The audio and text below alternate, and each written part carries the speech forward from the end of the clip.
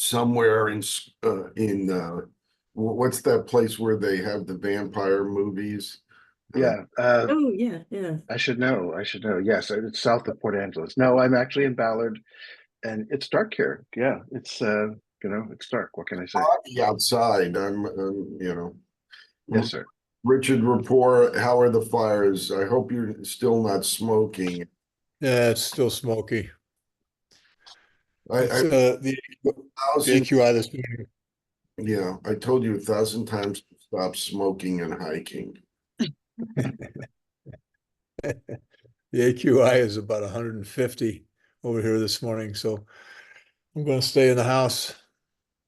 Steve, It's supposed to get better. Steve Haynes, how's your new aortic valve working?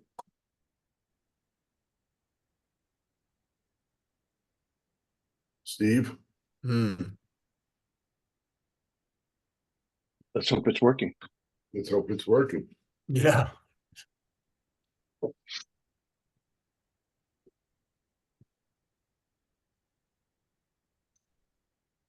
So, Dr. Poor, you're in Twisp, I think? Yeah.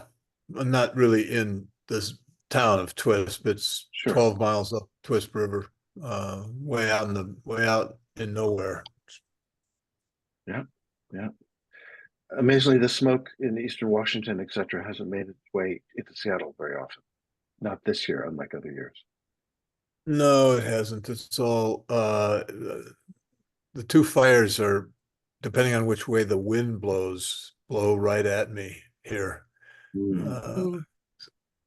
Hey, Steve, how's your new aortic valve working? You muted somehow. I don't know. Can't hear you. At least it's working.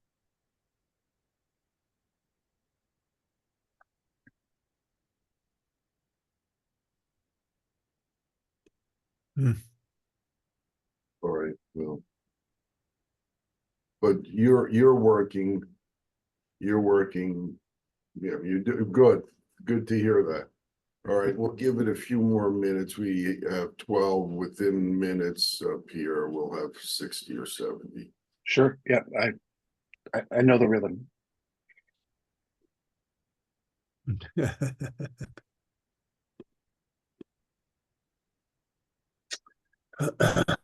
The opportunity I'm going to talk about is quite amazing, Rich. No, it's a fascinating. Who are you working with at Children's? Well, Jeff Ogeman, and Lawrence, and I'm spacing his last name now, former chair of psychiatry there. Good. Yeah. But he's former chair. He changed, I guess, just in the last year. That's how it works, you know? Yeah. Jeff hires him, then he fires him. I'm just kidding, Jeff. If you're on, are you on the Zoom? I'm sure he is. I suspect he will be if he's available. Mm-mm. Yeah, people are piling in just as you predicted. Not on yet.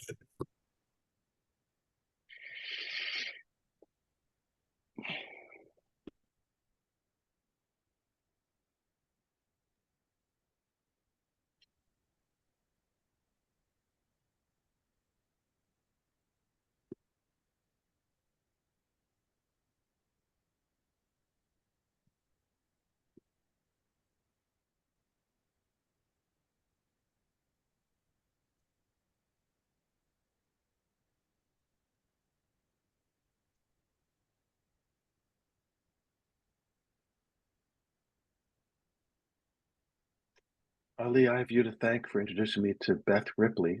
She's been a wonderful emergent colleague, I'm pleased to say. Glad to hear. She runs the VA Innovation Center, and I don't know if you've been there. It's out in Discovery Park, but Sam just went there. Do you know about that, Ali? The Innovation Center? Yeah, and I think recently through Bono's wife, we met another person there. It's a very it's an up and coming and growing Institute Center. We'd love to do things there for age tech. Ollie, Sam Browd and I, or Sam met the director. It's like Yeah. a top secret place, we're slowly all finding out about it. Yeah, I actually introduced Sam to Beth and was there during his visit. And yeah, it's growing. Beth is the national leader of innovation within the VA system, Wow. deputy director or something. And there's this building from the World War II that is nestled into a corner of Discovery Park that it's an opportunity for growth for sure. Yeah, It's that's very interesting. very exciting. Well, let us know how we can, I want to develop the age tech. Maybe that's a location we could, Sam and I can do that. All right, it's 7:02 and we have 33 people. We'll probably, Pierre, don't feel bad. You'll probably have 50 or 60 by the time you start speaking. For those who do not know Pierre Mourad, and that is the correct pronunciation of his name, although he is not really French, but I hope you're enjoying the Olympics, Pierre. He's a professor in the Department of Neurological Surgery. When did I recruit you? God, you were just a young pup when I recruited you to our department. God, actually, Dick Wynn recruited me. No, actually, it didn't happen under Dick Wynn. Well, that's true. I schmoozed here, but yes. So this would have been in the late 90s. Yeah, 98, I think it was, that you finally became a member of. Yeah, true. Yeah, that was a nice move. Yeah, no, Dick left me that problem. I think that's what he left me. All right, and he's also an adjunct professor in the Seattle campus and the Bothell campus in engineering and mathematics. He's an affiliate in Applied Physics Lab, which is where he spent much of his time in the great Applied Physics Lab. And he's a co-founder of 5 different companies, has over 20 patents. He's an inventor, an entrepreneur, and a professor in many places. He even has a lab on the 7th floor of the RR wing in our department. So without further ado, this all started with Pierre said, hey, I have a great idea. It's been fleshed out with the Children's Hospital folks with support from one Jeff Ogerman. And Jeff, are you on the Zoom? Okay. Well, anyway, without further ado, Pierre, tell us what you are thinking. Well, I'll tell you what I'm thinking about giving the talk. Yeah. Yes, so share away.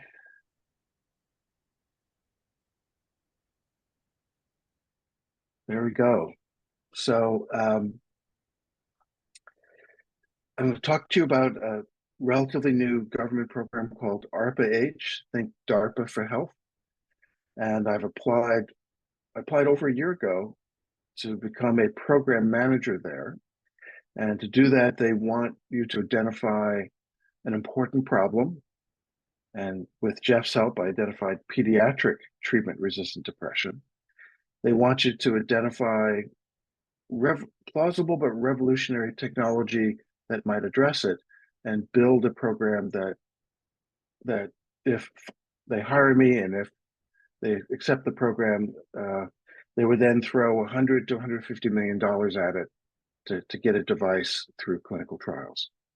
So I'm going to spend first 2 minutes discussing the organization.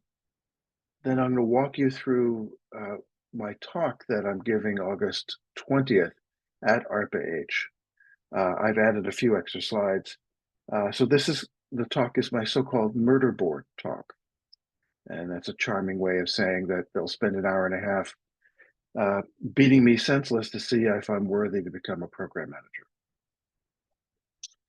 So ARPA-H, Biden administration created it about two and a half years ago.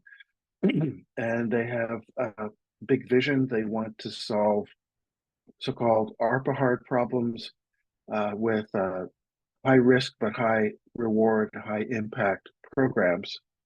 And their model is rather flat administratively. They have 4 focus areas.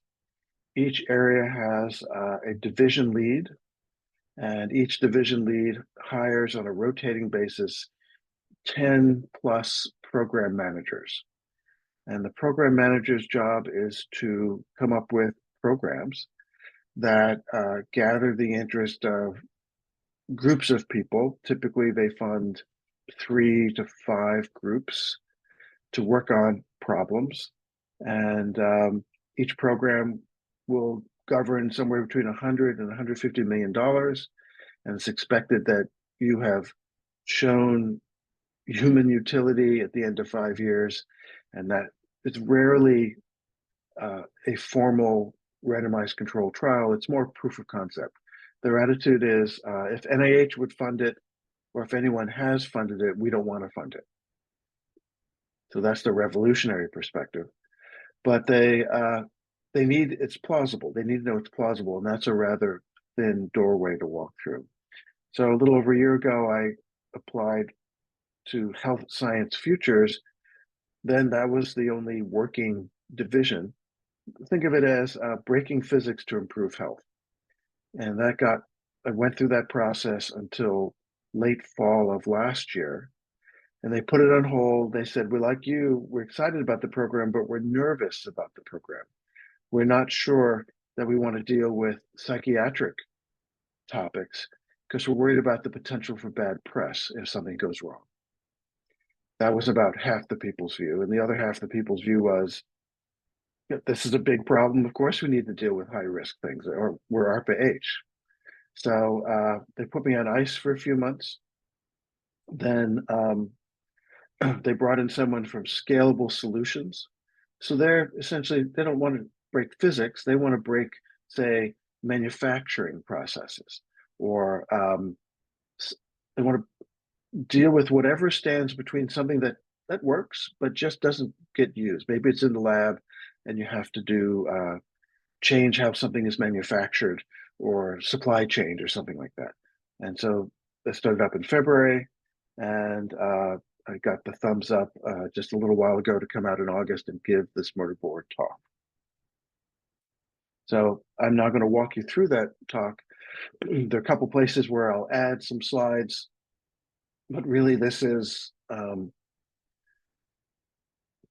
what they're going to read me over for about an hour and a half, and then I'll have one-on-one meetings. So they want you to come up with a clever acronym. So to treat pediatric treatment-resistant depression with a scalable device, I've coined the acronym KIDS, Comprehensive Non-Invasive Depression Solution. And yes, comprehensive begins with a hard C, not a K.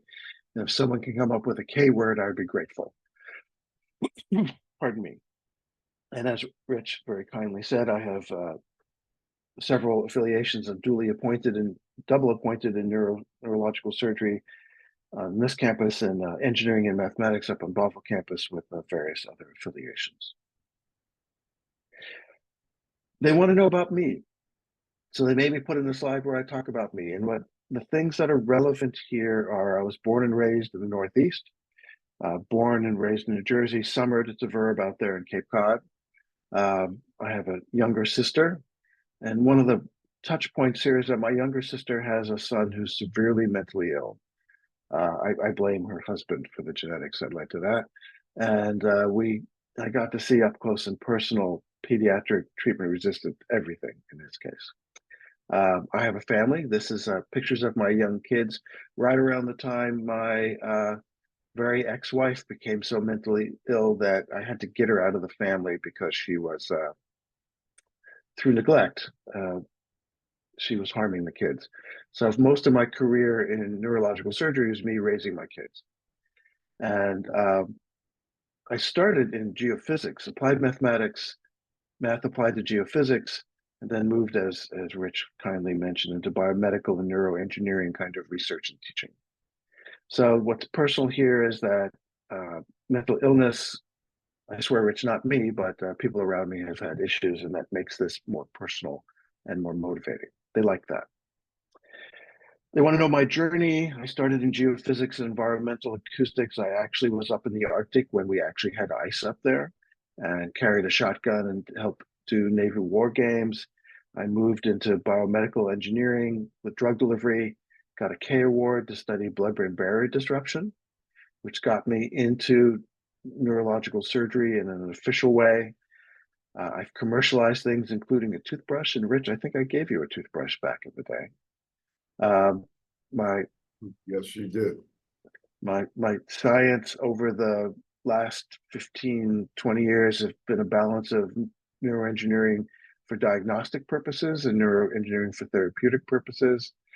Regarding the latter, if you're a mouse, I could help you with your Alzheimer's disease, for example.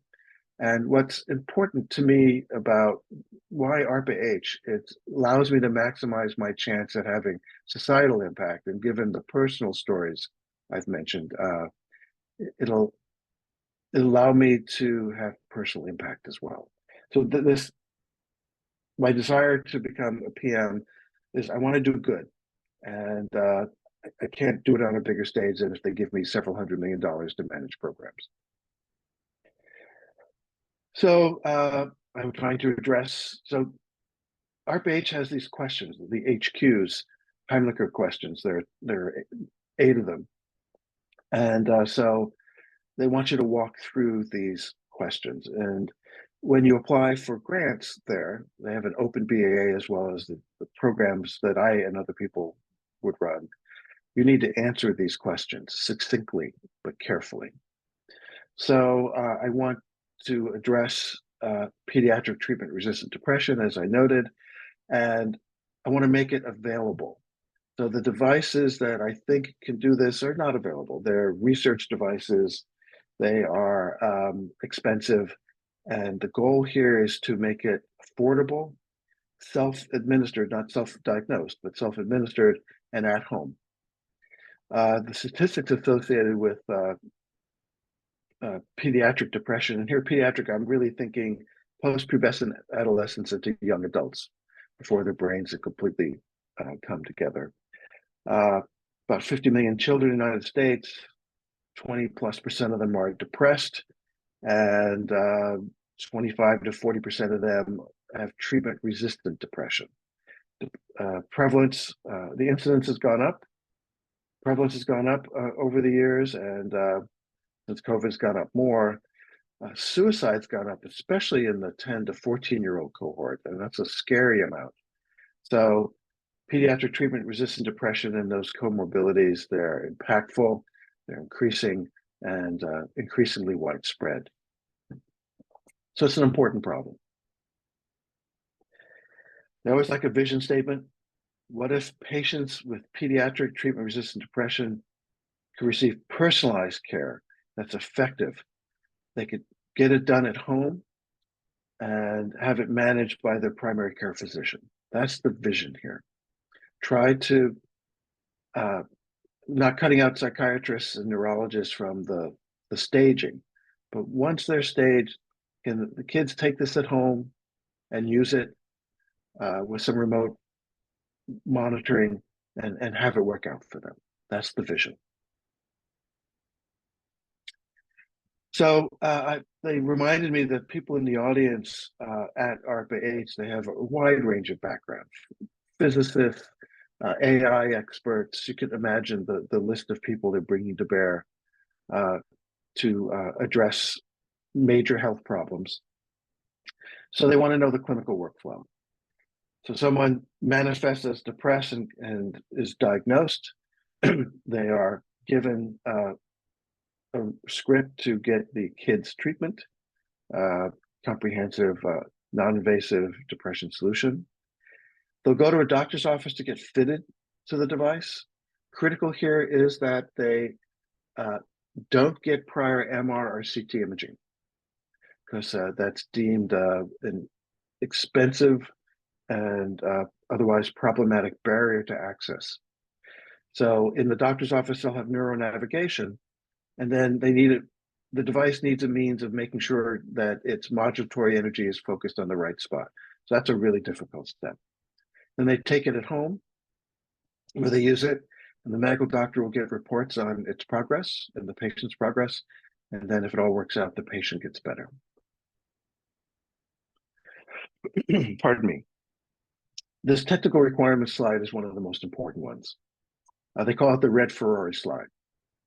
So they want to know what's absolutely necessary for this device. And these requirements then lead to specifications. The specifications then lead to step-by-step movement through a program to human trials. No patient or images, no MR or CT. And the state of the art in neuromodulation is, well, for the kinds that I'm going to talk about, you need these images to aim your device. So that's a very big problem. You need to be able to treat deep brain targets. The targets I'm going to mention are motivated by adult deep brain stimulation for adult depression. There are more targets, of course. The therapy needs to be personalized. So little Johnny might need one target modulated, or well, Betsy needs 3 targets. Their doses might be different. It's personalized therapy. One device needs to be able to modulate the appropriate portions of brain while monitoring the effects and controlling it. Very cutting edge. For scalable solutions, it's not just breaking physics. They want to know that kids will wear the thing, even though it's just going to be at home. So it needs to work for all hairstyles, for example. It needs to look cool.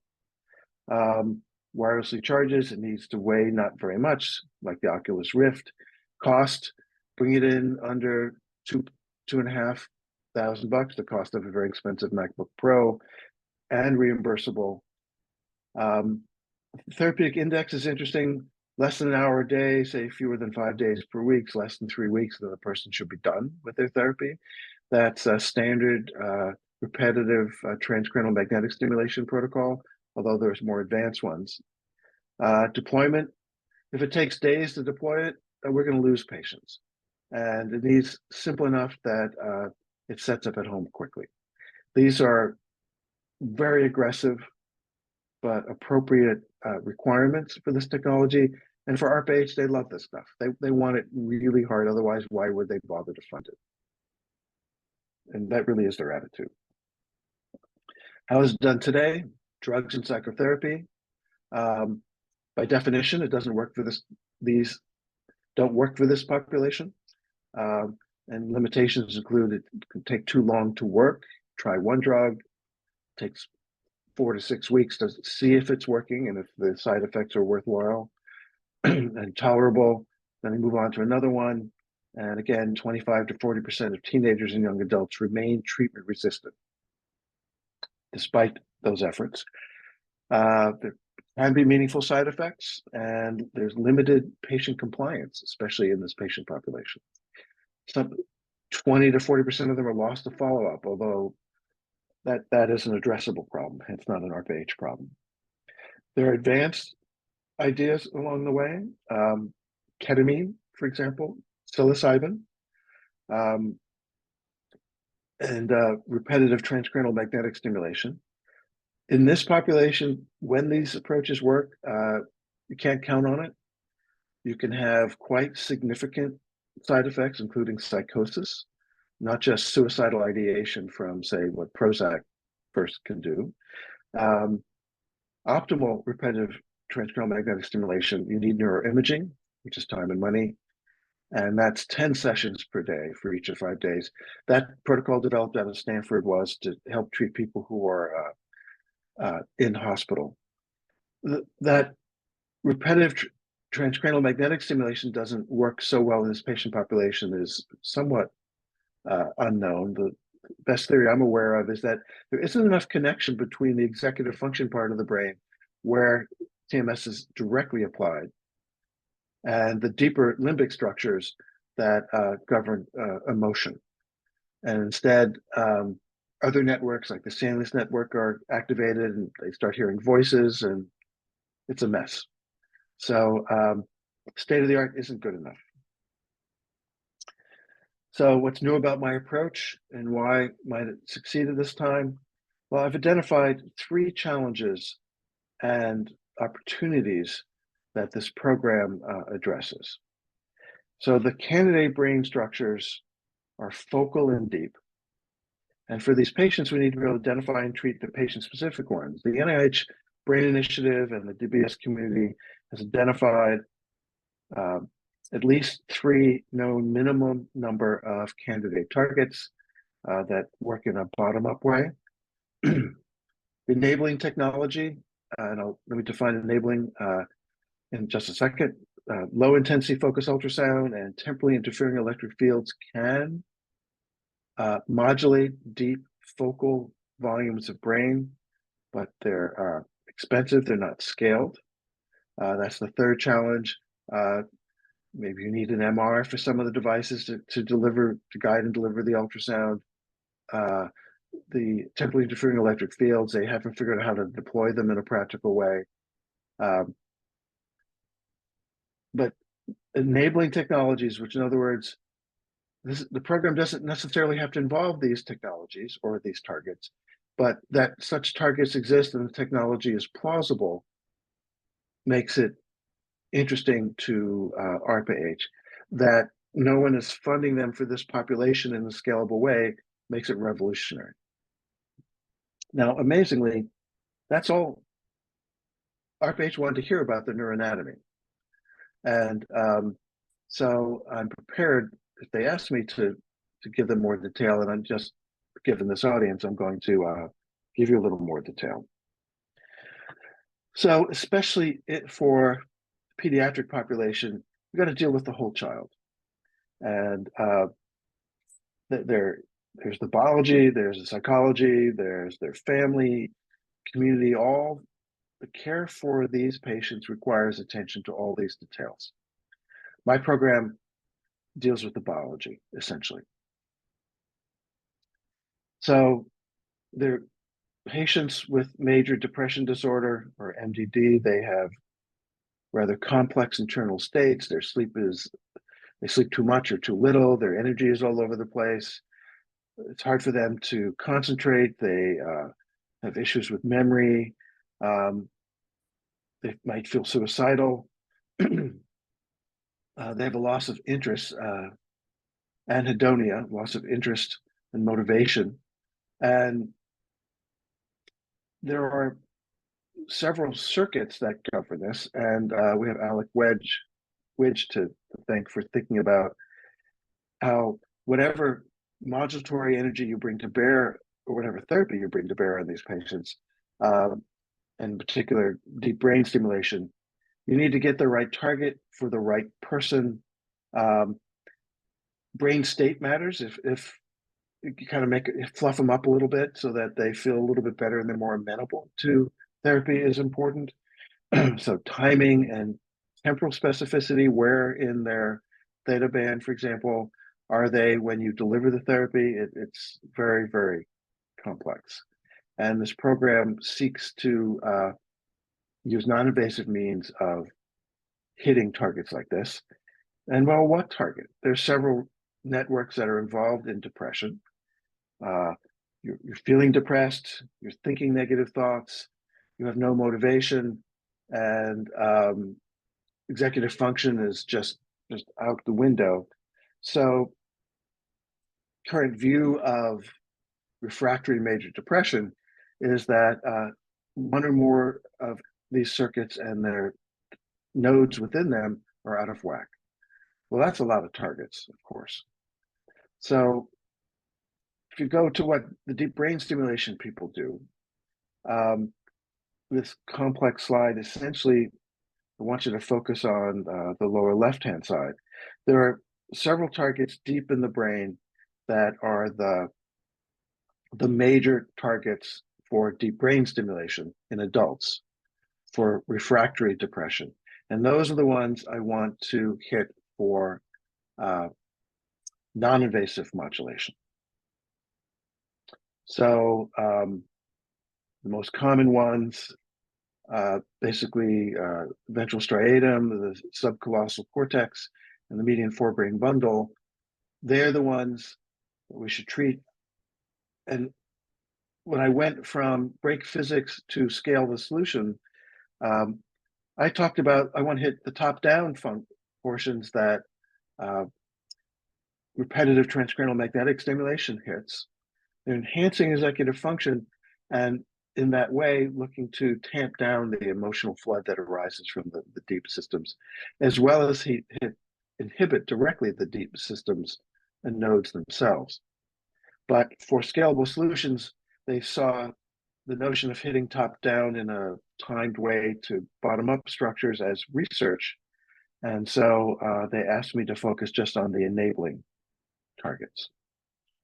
It might take more than that. So as I mentioned, ventral capsule and ventral striatum is involved in reward and motivation, as is the medial forebrain bundle, and then the subcolossal cingulate cortex modulates emotional responses, regulates these neurocircuits that in turn regulate mood. So I'll be very happy if someone comes in and wants to address top down as well as bottom up influences. That's research. At a minimum, people need to hit these deep targets. So I won't get to go through any of that stuff unless they ask me about it. All they want to know is there's some targets there that are reasonable, that there's technology that can reach it, but it's not scalable, and that the program will address the scalability of a means of hitting those targets to improve the depression for pediatric treatment-resistant depression patients. Why ARPA-H? I can't emphasize enough about how ARPA-H wants to differentiate themselves from NIH. If NIH has sniffed at these ideas, they don't want to see it. So while NIH is currently funding means of ultrasound-based means of treating, say, adult depression, they're not funding anyone to treat pediatric treatment-resistant depression. They're all hitting one target or a close collection of targets, and they're not using scalable devices, they're using research devices. So the ARPA-H model, it's like it's patterned after the DARPA model. It's essentially micromanaging of very large programs run by a series of complex entities, in this case, to build a scalable device, something that's cheap, deployable, etc., and it's applied to a patient population. So this requires $100 to $150 million to spend over 5 years. I'll show you the budget. And it requires hands-on to make sure each element within a team works together and that teams work together. So we're back to these HQs, HQ3, the technical areas.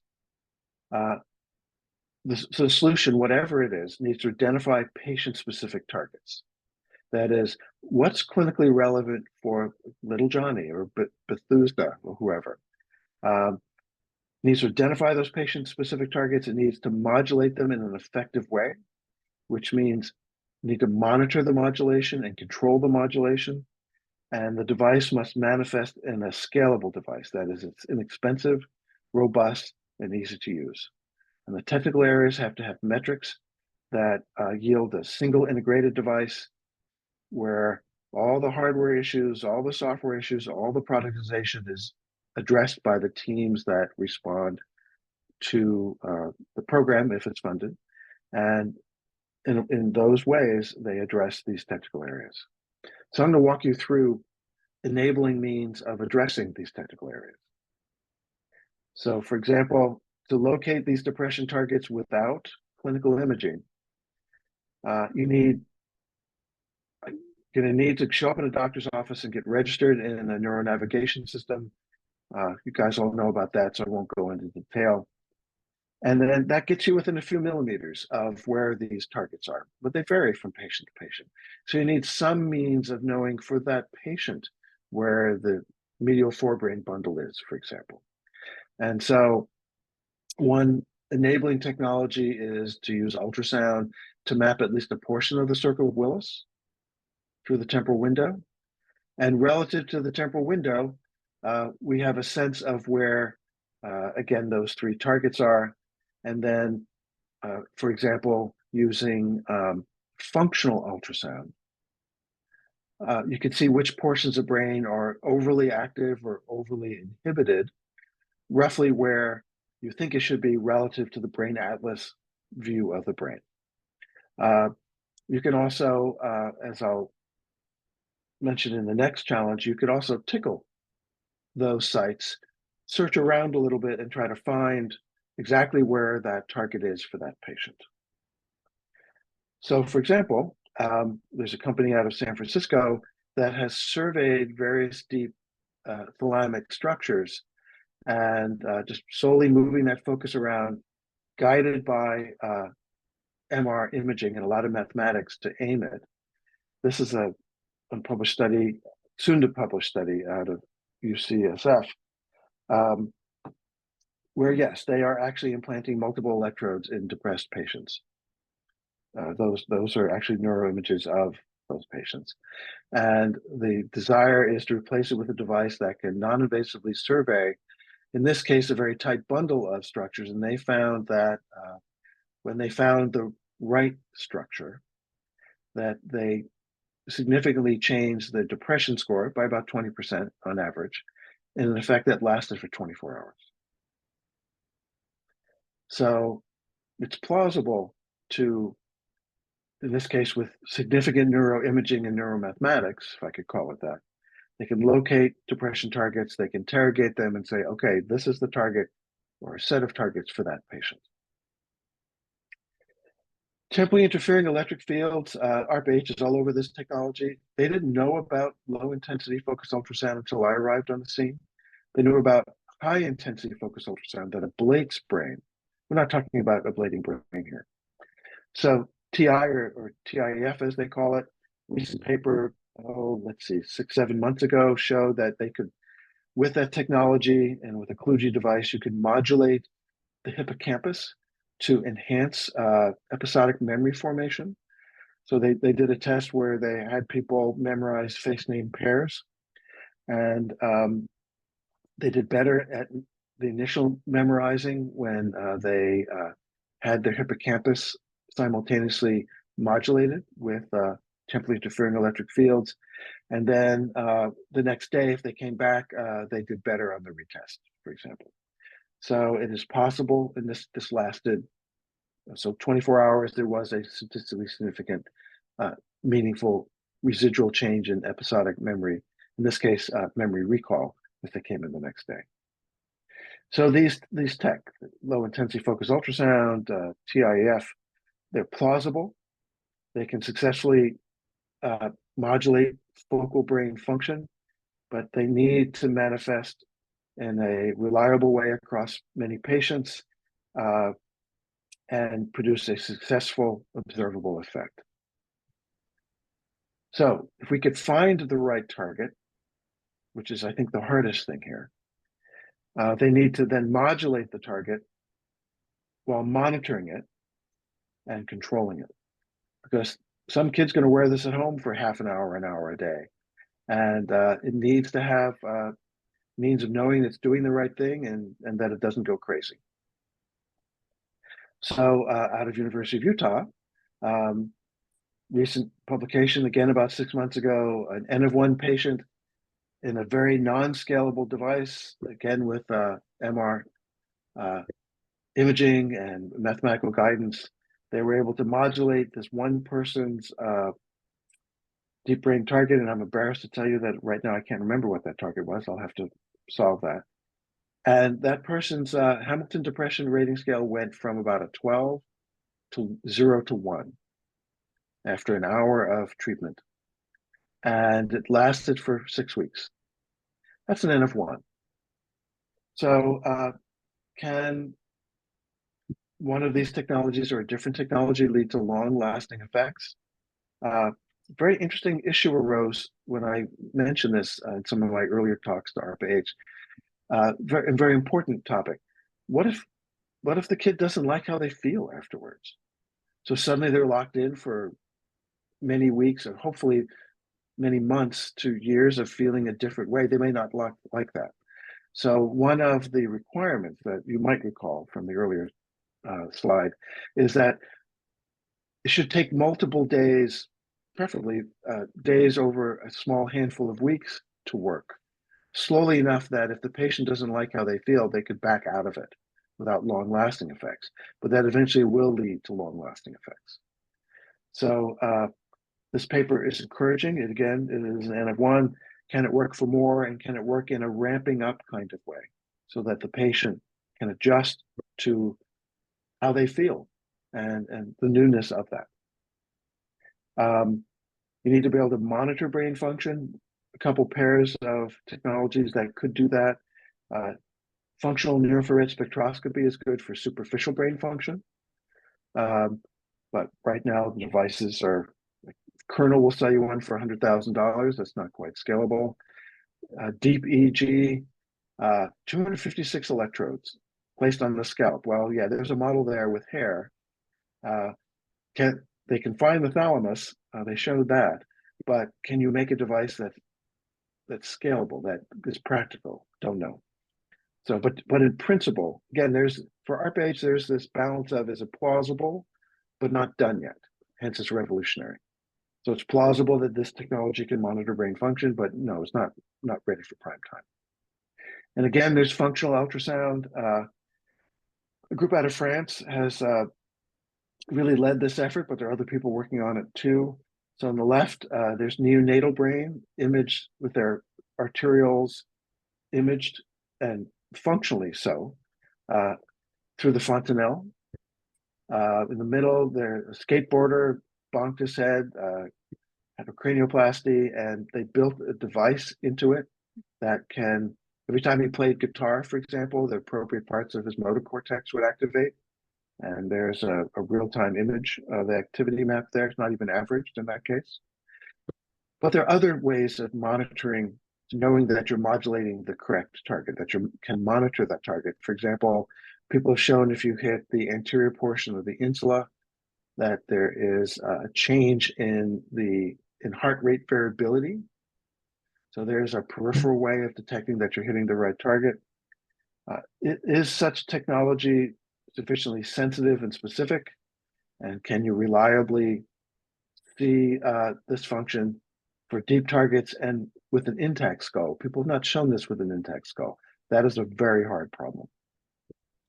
Finally, can we control brain modulation? Well, in the DBS community, a paper came out, I think 3 months ago, demonstrating a closed loop system in a single patient. We all know that Medtronic has worked on such devices in various studies. So can such a system work deploying non-invasive technology in an at-home device? That's definitely an ARPA-H problem.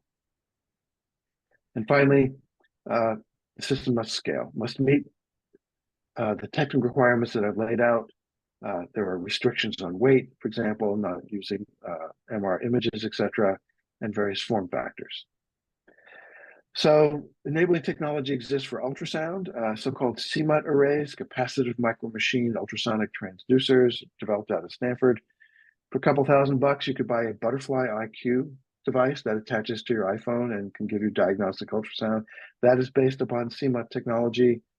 No one's shown that it could deliver simultaneously the relatively low frequency, low intensity focused ultrasound while doing relatively high frequency functional imaging or just straight Doppler, transcranial Doppler. So, but if you can do it, if you could spend the millions of dollars to build the first CMUT array, specialized in this case, then it's building integrated circuits after that point. There might be supply chain issues, we'll see. So could such a device actually locate targets while monitoring and controlling low intensity focused ultrasound? We don't know. That's a core part of the program. Same thing with temporally interfering electric fields. Hairnet, no one's going to be able to put on a hairnet with electrodes as in the left-hand side in a way that will guarantee that the overlap of their fields hits the target. Somehow they have to make this in a way that is doffable and donnable in a scalable fashion. The people are not going to inject basically hydrogels that allow enhanced transmission and detection of electric fields. You're going to have to work with something like a dry electrode. It's plausible, but it's going to be revolutionary to build a system based upon electrical concepts that can locate, can deliver, and monitor modulation. So the strategic level view is that someone will go to a doctor's office and get fitted, and then they'll use it at home and in a remotely monitored way, not in real time, but before and after. My students had a fun time putting on various silly objects to see what it would look like. That's a functional near-infrared spectroscopy non-imaging device for neonates. I'm doing some work on that with our neonatal colleagues. I have a dry EEG system on and Beats headphones because I think, not in my ears, but going through my temporal window, because that is what I think will be required. Ultrasound hit the bottom-up neuroanatomy and also AIM, and TIAF to hit the superficial structures. I think it'd be nice to have a combination of enhanced top-down influence while suppressing aberrant emotional waves that come from the bottom up. It needs to look good. So the local company called Acoustic that I've talked to, and they have come up with some scalable ideas. A tune down in San Francisco. My company, Physiosonics, built a device for automating transcranial Doppler that could work. It needs to look good. Otherwise, the fear is that the patients won't wear it. HQ4, who cares? Patients and families obviously care. Healthcare providers, they'll have a new tool. Could it become a first-line choice? Researchers might like it. For those of you who watched Star Trek growing up, this could become a non-invasive neuropsychological tricorder for studying and then treating other neuropsychiatric disorders. What are the risks?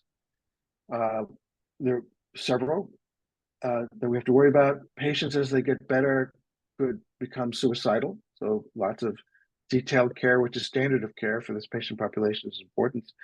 Will medical doctors accept this device? Will the patients accept it? Will the medical community and CMS allow billing for it? Will the device be safe? So that's why we have this identified monitor and control steps. Therapy ramps up slowly enough to track what happens to these patients in case it's unacceptable.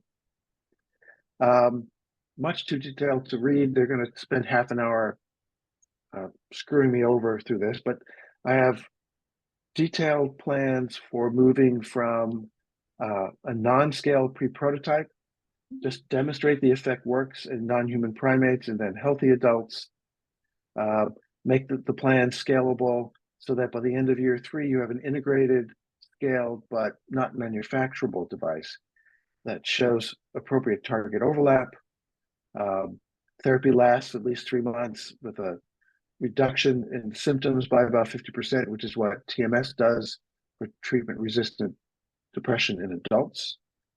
Show that it fits, it's feasible, that the FDA is happy and they have a sense of what design is going to work. That's at the end of year 3. And if it's something reasonable at the end of year 3, then they'll throw the rest of the money at it. And we'll have a scalable device through pilot studies that will set the stage in year 5 for efficacy trials.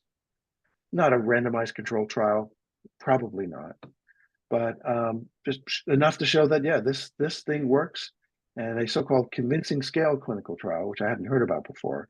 Just, is it acceptable to the population? Does it work? And will people use it? So at the end of 5 years, we'll go from devices that cost way too much, that look silly, that are not integrated, into a device that looks cool, that the FDA will consider, and CMS will consider, and patients will consider. It's going to cost a lot of money. ARPA-H has the money. And when I've talked to the various companies that I've talked to, they say, oh, this is impossible, until I show them the amount of money that they would get. Imagine dividing these dollar amounts by about 3 or 4. I said, if I gave you $40 million over 5 years, do you think you could do this? And they go, oh, yes, I think I could do this. But they'll have me in their face like every week or every month for those years. They care about equity and accessibility And this program, by definition, addresses all those concerns. It's easy to use, it's patient-specific. You don't need MRCT and inexpensive and reimbursable.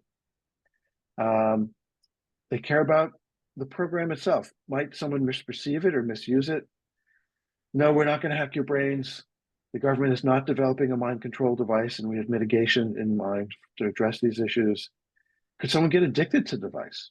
Or could someone's brother or sister take the device and use it on themselves? No, they can't. And to summarize, if we get through those first couple years or so, the program will yield a scalable prototype device that people could use to study and then treat other diseases like long COVID, like Alzheimer's and multiple sclerosis. I have publications for Alzheimer's and multiple sclerosis and ideas for long COVID. This is really cool. Brain tumors take over local circuits. And people at Stanford, Michel Mongi has shown that if you enhance the circuits that glioblastoma takes over, glioblastoma progresses more rapidly. Well, what if we could inhibit the brain circuits that glioblastoma takes over? Could that lead to slow down or a stop of glioblastoma progression? They're working on that right now. And if we complete this program and we'll have a marketable device that we could treat, with which we could treat other known targets, addiction, anxiety, chronic pain, obsessive compulsive disorder. So they actually want me to talk about other ideas, and I have several slides that talk about that, but I'd like to get some input on this. So I'm going to call it good at this point and maybe give you guys a gift of time if there aren't many questions. At the end of the day, I hope to have a program that does this. Yes, sir. Pierre, can we ask you some questions? We can't let you go. No, I'm not leaving. I want to leave time for questions. Yes, sir. About us first asking. So slide 26 was most intriguing to me because the most important thing is what targets are we talking about? Because if anybody had great targets for depression, I would think that we would know about them. So how are you searching for the targets, and how do you decide, patient-specific target? I mean, that's right. A science in itself. Yeah, our deep brain stimulation colleagues are working feverishly to figure out a priori what target or targets are useful before they stick a wire in it. So functional magnetic resonance imaging, clinical exam, phenotyping the patients, and all the rest of it. In this case, we can move the ultrasound target around and literally say, how do you feel when I hit your medial forebrain bundle? Ramp up the ultrasound or the temporally enduring electric fields on a target. If we could find the target, and that's where a lot of the work has to go. So you could simply ask how you feel. Yeah. You're just going to shotgun blast the brain and see what works, what doesn't work. No, we're going to move the focal volume from one target to another and see what happens for that patient. And for this program, I focused on three. In the case of this unpublished work, there's an anterior portion of the thalamus is actually effective. So that's not a standard DBS target. So the core of it is exactly, Rich, what you identified. How do we survey the patient targets in a non-invasive way, identify which targets are the ones that are important, and then apply the therapy to that? That is the core problem here that I'm trying to address in this way. Yeah, and is there a limit on, I know this isn't focused ultrasound, so there's no destruction. This is sort of ultrasound that stimulates. Is that my? Yeah. Yes. Stimulate or inhibit. You dial it one way, you activate the target. You dial it another way, you can inhibit the target. Any other fascinating, Pierre, as always. Any other questions that it can help Pierre, so when he goes in front of this DARPA board that he's already thought about the question? Yeah, I'm Is desperate there for any- input. Sorry, I is there think- any evidence that this works in a patient, or this is, at the moment, I know that it's a very great idea and device, but what's the evidence that it works with ultrasound? Well, this slide is showing you evidence of a lasting effect for about 24 hours when applied to a portion of the thalamus. And then there's this paper here that an hour-long session hitting multiple targets within the subcallosal cortex, the effect lasted for 6 weeks. That is the evidence. It's enough to make it plausible, but it would be revolutionary to work on this patient population and for multiple months, etc. That's why they want to spend $100 to $150 million to check it. Okay, any other And make it questions? scalable. Yeah. I see Dominic there, or Jeff. Yeah, thanks. Very inspiring talk. Fabulous. I have 1,000 questions, but I'll limit it to just one that I think might address some of the challenges you have, which is, after a calibration session in the office where you identify targets with a positive response, is it possible for you to do this while they're sleeping? Because then the bed becomes your device and you get around a lot of scalability issues, miniaturization issues, and costs. I don't see why not, but I would like the patients awake so they could track how they feel. But in principle, sure, they could do it while they're asleep. I'm looking at sessions that are under an hour. So I'd hate to have them wake up after the helmet does its thing. But yes, in principle, it could do that. Pierre, I have a question. I just want to echo what Dr. Ellenbogen said. I think depression is a really dirty disease, meaning Yeah. it can be due to a number of different neurotransmitter problems or anatomic substrates. And I think the hard part is going to be choosing targets. And, you can try different targets, but how long are you going to give each target a chance? So you hit the medial forebrain bundle, and do you wait 10 minutes, 10 days, 10 weeks? I mean, this is the problem with depression compared to something like OCD, which is a fairly clean disease, meaning it's always the same neurotransmitter anatomic substrate. But depression is kind of hard to tackle because it's more than one disease. I completely agree. And the challenge, they wanted a patient population where if it works big. And they would say, people are already treating OCD. Work on a harder problem. So, but I'm in emphatic agreement that this is adult depression is hard enough. That we could make potential for impact on this population would be truly revolutionary, and that's what they're jazzed about. But yeah, it is hard. And I should note that the effects of ultrasound or TIF, when you find the dose for the target for the patient, they'll feel it within seconds to minutes. It won't last after a single session, but they'll feel it within a session. And that lends hope that this could work over multiple sessions like TMS, and that we could identify those targets in that session. But it's hope. I'm going to give people tens of millions of dollars to find out if I'm given the opportunity to do so. So I share your concern. Any other Can things? can I ask? Andrew, please. And I'm not sure how necessarily relevant to this plan, this issue would be, but and part of this comes out of Rich and Dan's points about depression having sort of multiple axes. We haven't really defined the disease well, all of that, which I know to a certain point is not relevant. But when you look at things that haven't worked, or when things don't work, like TMS, okay, sometimes it does, sometimes it doesn't. I think one of the issues is that we don't really know what happens when you do any of this. EEG, you can look at a short-term biomarker, but the obviously the implication for all these things is you induce some sort of plasticity. So what is there some thought to looking at what would underlie those changes in the long term?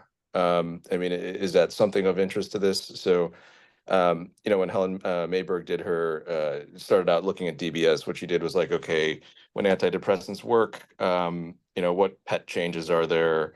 And kind of define this network. And that's how she came up with a subclosal cingulate target. With each of these targets, I think the scalability, this is great because you can do this on a large number of patients and see, but is there any sort of thought to incorporating some sort of evaluation in the longer term? Like, we'll come up, you know, trying to come up with models for how these different circuits change over time on a molecular basis or electrophysiologically, at the level where you can actually make statements. I mean, people have used high density EEG for stuff for decades, and it doesn't get us all that much a lot of the time. So I just wondered what, if any, thought has gone into that part of this.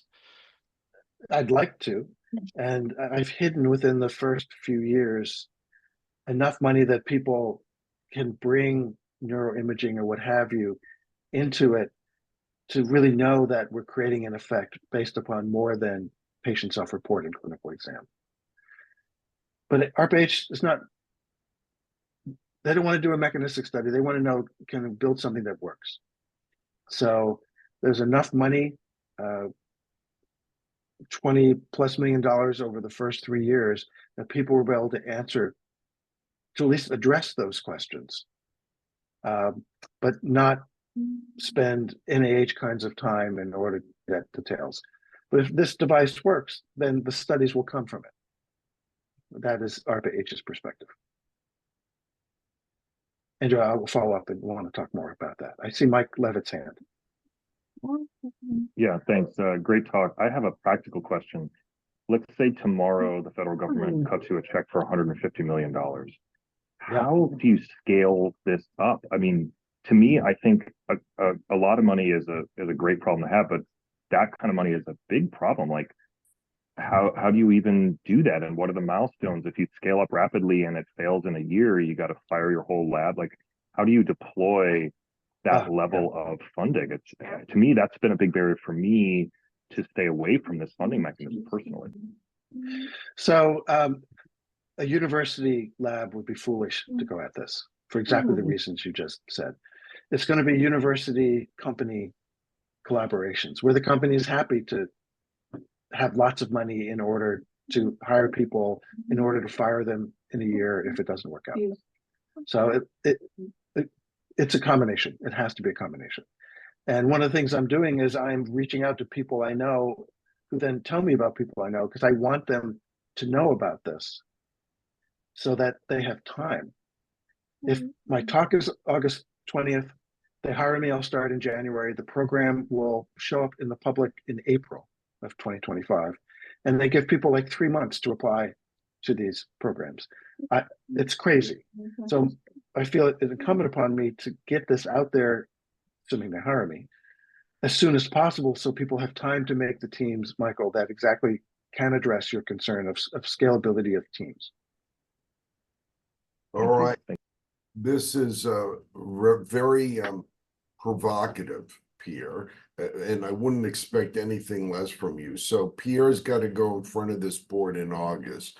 He asked that he talk to us because Pierre does value the feedback, like what are the targets, how do we look at outcome, lots of great questions. So please, for all of you, talk to Pierre, get a hold of him so that he can hone his, am I correct? You'd like to hone your talk down so that you can acknowledge and anticipate the critiques that are likely to come your way.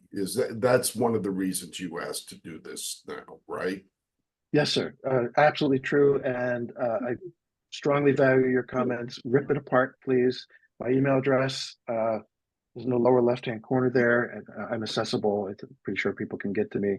I welcome any help you can give me. If we could make this work, it'll be a big deal. Thank you, Rich. Thank you, Pierre, for taking on such a challenging subject. And you know, as wild as you are, please, I beg everybody to participate and talk to Pierre. And Pierre, we wish you all great luck with your novel idea. Everybody have a wonderful week, and save some lives and advance some science. So thank you very much. Friday, we have the graduation of our R25 students, the summer school students. It'll be at the R&T building. It'll be as fun as ever. And thank you very much. Good day, guys. Good day.